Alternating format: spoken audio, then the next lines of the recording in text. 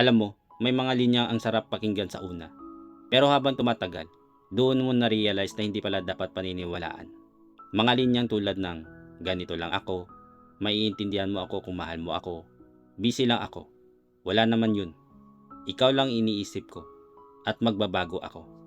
Ilang beses mo na bang naririnig yan? At ilang beses ka na rin naniwala kahit nasasaktan ka na? Kasi minsan, hindi naman tayo tanga eh.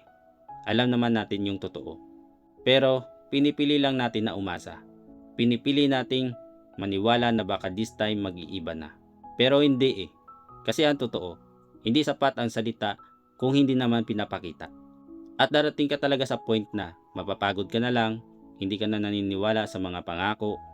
Hindi dahil wala ka ng pake, kundi dahil natuto ka na. Kasi ang tunay na pagmamahal, hindi ka lilituin, hindi ka pahuhulain.